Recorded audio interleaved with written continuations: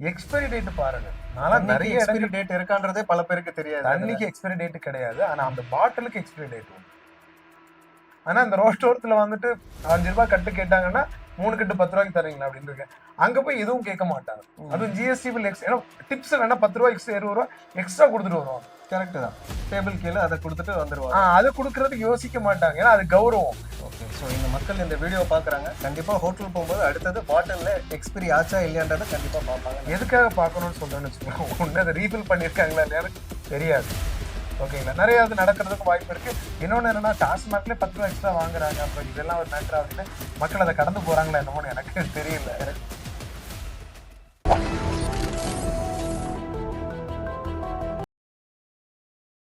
Hi hello viewers, welcome to know your information channel. இன்னைக்கு எந்த டாபிக்கை பத்தி பேச போறோம்னா, யூஸ்வலா மக்கள் ஹோட்டல்ல சாப்பிடும்போது பாத்தீங்கன்னா எந்தெந்த மாதிரி அவங்க இஷ்யூஸ் ஃபேஸ் பண்றாங்கன்றத பத்தி தான் இந்த வீடியோல பார்க்க போறோம். வாங்க சேனலுக்குள்ள போலாம். ஜி, இப்போ சாதாரணமா மக்கள் பாத்தீங்கன்னு வச்சுக்கோங்களேன், ஹோட்டல்ல போகும்போது இப்போ வாட்டர் பாட்டில் எல்லாம் வந்து இஷ்யூ பண்றாங்க.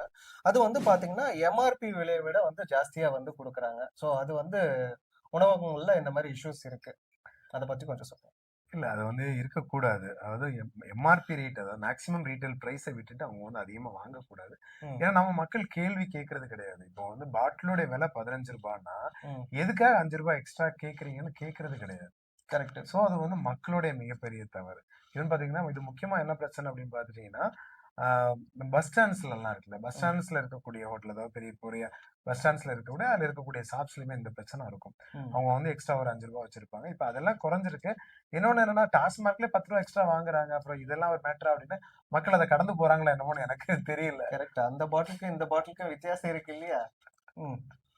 ரைட். அந்த சோ மேபி வந்துட்டு அது ஒரு பாட்டில் அப்படின்னு மக்கள் கடந்து போறாங்களான்னு தெரியல. பட் எந்த ஒரு பொருளா இருந்தாலும் சரி எம்ஆர்பிய விட்டு ரூ. 1 நீங்க எக்ஸ்ட்ரா அவங்க வாங்குனாங்க அப்படின்னா கண்டிப்பா நீங்க வந்து கேள்வி கேட்கணும். கண்டிப்பா. இல்ல அப்படின்னா அந்த பிரச்சனைகள் வரத்தான் செய்யும். ஸோ மக்கள் என்னன்னா, அது வந்து பார்த்தீங்கன்னா, ஹோட்டல்ல போனவுனே அது ஒரு தண்ணி பாட்டில் அப்படின்றத பார்க்குறாங்க. அதுக்கு பின்னாடி அதனோட விலை என்னன்றத வந்து பார்க்கல. லாஸ்ட்டா பில் வரும்போது தான் வந்து தெரியும். அதுவும் வந்து பில் கட்டுறவரு ஓகே பரவாயில்லன்னு சொல்லிட்டு கட்டிருவாரு. இல்ல இன்னொன்னு என்னன்னா வெறும் பாட்டில் அதுவும் கூட விஷயம் கிடையாது. எக்ஸ்பைரி டேட் பாருங்க. நான்லாம் தண்ணிக்கு நிறைய எக்ஸ்பைரி இடங்கள் டேட் இருக்கான்றதே பல பேருக்கு தெரியாது. தண்ணிக்கு எக்ஸ்பைரி டேட் கிடையாது. ஆனா அந்த பாட்டிலுக்கு எக்ஸ்பைரி டேட் உண்டு. ஓகே. அவங்க அது யூஸ் அண்ட் த்ரோ பாட்டில் தானே. ம். சோ அதுக்குள்ள தான் தண்ணி இருக்குது. அதுல வந்து எக்ஸ்பைரி டேட் இருக்கு.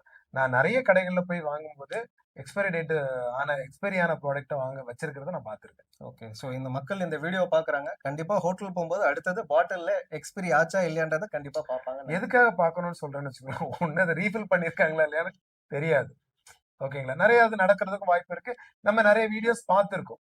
ரயில்வே ஸ்டேஷன்ல பார்த்தீங்கன்னா, அங்க இருக்கக்கூடிய அந்த அ இது வாட்டர்ல வந்து புடிச்சு அவங்க வந்து ஃபில் பண்றத நம்ம பார்த்திருக்கோம். சோ அந்த மாரி இருக்கலாம். அது வந்து ஒருவேள இது கண்டுபிடிக்கிறதுக்கா இருக்கலாம்.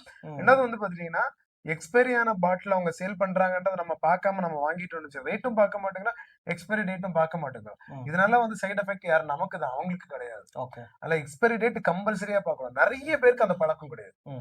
இப்போ இப்ப எல்லாமே நெறைய பேக்டு ஃபுட் வர ஆரம்பிச்சிருச்சு. ஓகேங்களா?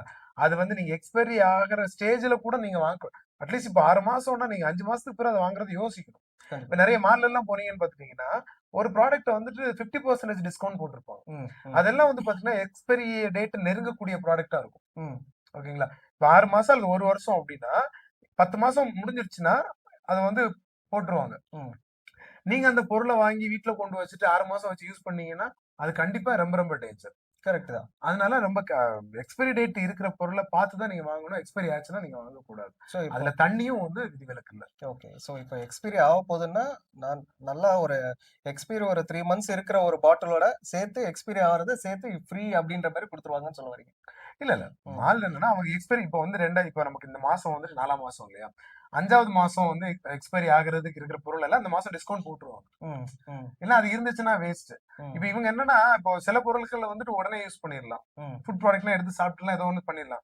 சில பொருட்கள் வந்து 6 மாசம் வாங்கி யூஸ் பண்ற மாரி இருந்துச்சுன்னா, வச்சு யூஸ் வாங்கி வீட்ல கொண்டு வச்சுருவாங்க.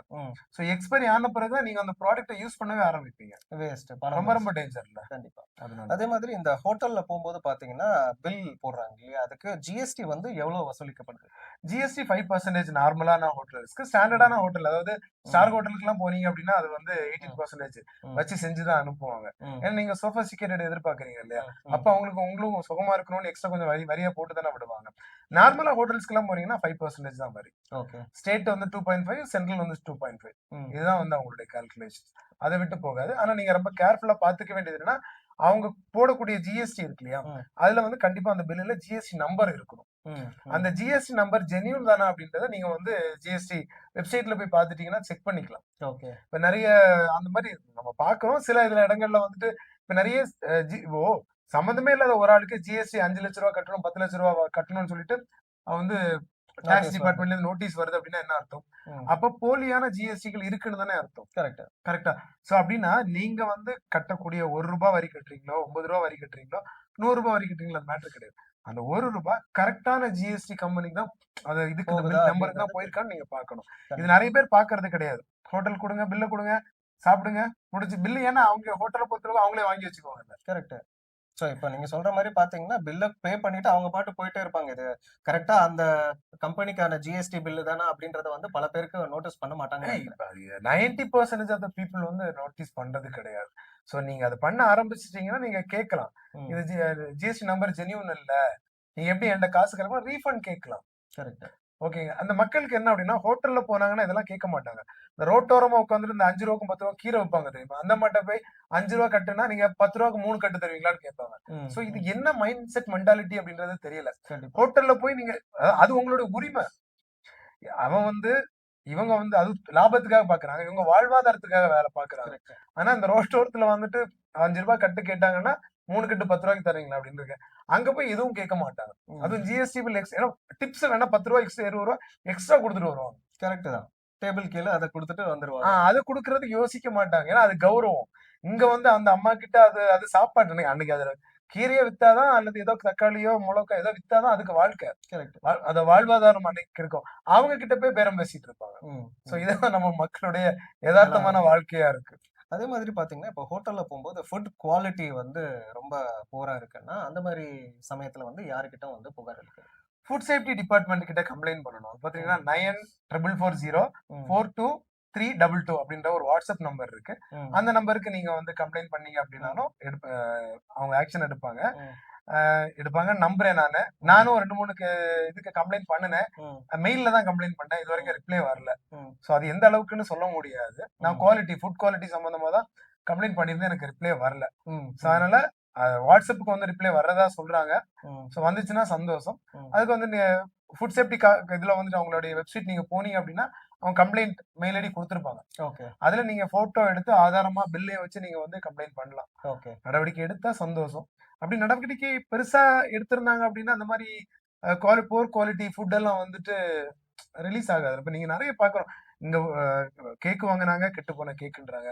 பிரியாணி வாங்கினாங்க, கெட்டு போன பிரியாணின்றாங்க. சோ இது வந்து நம்ம ஃப்ரீக்வெண்டா பாத்துக்கிட்டே இருக்கிறோம், கேள்விப்பட்டுட்டே. இவங்க அடிக்கடி வந்து இந்த மாதிரி வந்துட்டு சோதனைகள் நடத்துனாங்கன்னா இது கம்மியாகிறதுக்கு வாய்ப்பு இருக்குல்ல. ஆக்ஷன் அதிகமா எடுத்திருந்தாலும் அந்த பிரச்சனைகள் வரதுக்கு வாய்ப்பு கம்மி தான். பட் எந்த அளவுக்கு ஆக்ஷன்ன்றது எனக்கு தெரியல. பட் புகார் கொடுக்கறதுக்கான கம்ப்ளைண்ட் நம்பர் கொடுத்துருக்காங்க. கண்டிப்பா நடவடிக்கை எடுப்பாங்கன்றத நம்ம நம்புறோம். ஓகே. அதே மாதிரி பாத்தீங்கன்னா இப்போ ஃபார் எக்ஸாம்பிள் எல்லாம் சாப்பிட்டு முடிச்சுட்டு ஒரு பெரிய பில் வரும். அந்த பில்லுல கரெக்டான பொருள் தான் இருக்கா, இல்ல கரெக்டான வேலை தான் இருக்கா, இன்கேஸ் அதுல ஏதாவது தவறு இருந்தா அதை வந்து யாருக்கிட்ட வந்து நம்ம புகார் அளிக்கிறது? இருக்கும். இது சில ஹோட்டல்ஸ்ல நான் பாத்திருக்கேன். நீங்க வந்து 5 பொருள் ஆர்டர் பண்ணீங்கன்னா 6 பொருளுக்கு பில் வரும். இது நான் வந்து எக்ஸ்பீரியன்ஸ் பண்ணிருக்கேன். நம்ம போய் கேட்டோம்னா சாரி சார் அப்படின்னு கட் பண்ணி. தவறு நடக்கிறது சகஜமான விஷயம் தான். பட் ஆனா வந்து தவறுலயே வந்து பெரிய தவறா வந்து பெரிய பில்ல கொடுத்துட்டாங்கன்னா பிரச்சனை தான். இது வந்து பாத்தீங்கன்னா நிறைய வந்து அந்த டாஸ்மார்க்ல இருக்கக்கூடிய அந்த பார் இருக்குல்ல, இதுல அதிகமா இருக்கும். ஏன்னா நம்ம மக்கள் சாப்பிட போதை ஏற என்ன வாங்கணும் அப்படின்றத மறந்துடும். கரெக்ட் தான். அந்த பில்லு பாத்தீங்கன்னா ஒரு துண்டு சீட்டா தான் இருக்கும். அதுல நீங்க எழுதுனீங்கன்னா அவர் சொல்றதுதான் கணக்கு. நீங்க அதுக்கப்புறம் சார் அதுல 1ல இருந்து 2 போட்டா கூட உங்களுக்கு ஒண்ணும் தெரியாது, அது 1 மாதிரி தான் தெரியும். பிரச்சனை இருக்கு கண்டிப்பா. இது வந்து நீங்க என்ன பண்ணலாம் அப்படின்னு பாத்தீங்கன்னா, ஃபர்ஸ்ட் மேனேஜர்ட்ட பேசி பார்க்கலாம். சோ நீங்க வந்து கண்டுபிடிச்சிட்டீங்கன்னு அவங்களுக்கு தெரிஞ்சுன்னா அவங்க வந்து அதை கட் பண்ணிடுவாங்க. கட் பண்ணிட்டு இது பண்ணுவாங்க. அப்படி இல்லைன்னு வந்து பாத்துட்டீங்கன்னா தேசிய நுகர்வோர் உதவி மையம் அப்படின்றது இருக்கு, 1915. இந்த நம்பருக்கு கூட நீங்க கால் பண்ணி கம்ப்ளைண்ட் பண்ணலாம். ஸோ அது கம்ப்ளைண்ட் பண்ண எந்த அளவுக்கு நான் இது வரைக்கும் கம்ப்ளைண்ட் பண்ணதில்ல. ம். நான் ஏதாவது இஷ்யூஸ் இருந்துச்சுன்னா நேராவே மேனேஜர்ட்ட பார்த்து பேசி அந்த மாரி அத சார்ட் அவுட் பண்ணியிருக்கேனே தவிர, கம்ப்ளைண்ட் பண்ணதில்ல. ஏன்னா அங்க ப்ராப்ளம் சார்ட் அவுட் ஆகலன்னா தானே நம்ம வந்து அடுத்து கம்ப்ளைண்ட் பண்ணுவோம். ஸோ அடுத்தது ஒரு ட்ரையல் ஒண்ணு பண்ணி பார்ப்போம். ஒரு ஹோட்டல் போயிட்டு சாப்பிட்டுட்டு ஒரு ஜஸ்ட் ஒரு கம்ப்ளைண்ட் ஒண்ணு பண்ணி பார்ப்போம் அந்த ஹெல்ப்லைன்ல. ஓகே. ஷூர். நம்ம ஒரு ஒரு வாட்டி ட்ரை பண்ணி பார்ப்போம். ஏன்னா நான் இப்ப ரீசென்ட்டா வந்து சென்னையில ஒரு ஒரு சில ஒரு பகுதி, குறிப்பிட்டா வந்து அண்ணா நகருக்கு சுற்றுவட்டார பகுதிகள்ல வந்து நெறைய நாள் பிரியாணி வாங்கி அது பழைய பிரியாணி தான் கிடைச்சிருக்கு. ஸோ அது ஒரு இது இருக்கு. ஸோ நம்ம முடிஞ்சா ஒரு ட்ரை பண்ணி பார்ப்போம். பழைய கண்டிப்பா. பிரியாணிய வந்து குடுக்குறாங்கன்னு கம்ப்ளைண்ட் பண்ணி பார்ப்போம். அதுக்கு என்ன ஆக்ஷன் எடுக்குறாங்க அப்படின்றத நம்ம வந்து லைவாவே மக்களுக்கு போடுவோம். பார்ப்போம். பயன்பெறட்டும் மக்கள். கண்டிப்பா. ஸோ அதே மாதிரி பார்த்தீங்கன்னா, இப்போ பப்ளிக்கு அவங்க தண்ணி குடுக்குறாங்க இல்லையா? அது வந்து ஃப்ரீயா தான் குடுக்குறாங்களா ஹோட்டல்ல இருந்து? இல்ல அப்படிதான் குடுக்கணும். பாட்டில் வாங்கணுன்ட்டு வந்து பாட்டில் வாட்டர் தான் நீங்க வாங்கணும்னு கம்பல் பண்ணக்கூடாது. ம். அது வந்து சரியான ஒரு விஷயம் கிடையாது. ஏன் அப்படின்னு பார்த்துட்டீங்கன்னா, உங்களுடைய கஸ்டமர் நீங்க ஹோட்டல் நடத்துறீங்க. நாங்க உங்களுடைய கஸ்டமருக்கு வந்துட்டு சுகாதாரமான நல்ல தண்ணி பேசிக்கா குடுக்கணும் அப்படின்றது அது மேண்டேட்டரி. ம். இத நீங்க வந்து இல்ல எங்க தண்ணி குடுக்க மாட்டோம். நீங்க வந்து பாட்டில் வாட்டர் தான் வாங்கி குடிக்கணும் அப்படின்னு சொல்றது தவறான ஒரு விஷயம் தான். கண்டிப்பா. அப்படி யாராவது இது பண்ணாங்கன்னா, நீங்க கண்டிப்பா கம்ப்ளைண்ட் தான் பண்ணணும். ஓகே. இது ம். வந்து அடிப்படை ஏன்னா நம்ம நம்ம எல்லா அவங்க சர்வீஸ்க்கும் சேர்த்து தான் நம்ம வந்து பே பில் பண்றோம். கட்டுறோம். சரிங்களா? கண்டிப்பா. எப்படின்னு பார்த்தா ஜிஎஸ்டி நம்ம எதுக்கு கட்டுறோம்? உங்களுடைய சர்வீஸ்க்கும் சேர்த்து தான் கட்டுறோம். கரெக்ட். அப்படின்னு இருக்கும்போது நம்ம சாப்பிட போறோம் அப்படின்னா, நமக்கு ஃபர்ஸ்ட் அவங்க கொண்டு வைக்க வேண்டியது தண்ணி தான். ம். அதனால தண்ணியெல்லாம் வைக்க மாட்டேன். பாட்டில் வாட்டருக்கு நீங்க பே பண்ணா தான் குடுப்பேன் அப்படின்றது. ஏன்னா கேட்கலாம். சிலருக்கு வந்துட்டு இல்ல எனக்கு வந்து இந்த தண்ணி வேணாம் பாட்டில் வாட்டர் குடுங்க அப்படின்னா, நீங்க அவங்களுக்கு குடுங்க. So correct. எல்லாரையுமே வந்து நீங்க வாங்குங்கன்னு வந்து ஃபோர்ஸ் பண்ணக்கூடாது. ஃபோர்ஸ் பண்றதுங்கிறது, அது நியாயமான ஒரு விஷயம் கிடையாது. கண்டிப்பா. அது பெருசா நானும் பார்க்கல. தண்ணி வச்சுடுறாங்க. நமக்கு புடிச்சிருந்ததுன்னா குடிக்கிறோம். இல்லன்னா பாட்டில் வாட்டர் வாங்கிக்கிறோம். அதான் நடந்துட்டு இருக்கு. ஸோ வியூவர்ஸ் இந்த இன்ஃபர்மேஷன் உங்களுக்கு ரொம்பவே பயனுள்ளதா இருக்குன்னு நம்ம நம்புறோம். அதே மாரி மீண்டும் உங்கள அடுத்த வீடியோல சந்திக்கிறோம். தேங்க்ஸ் ஃபார் வாட்சிங் நோ யுவர் இன்ஃபர்மேஷன் சேனல். நன்றி, வணக்கம். வணக்கம்.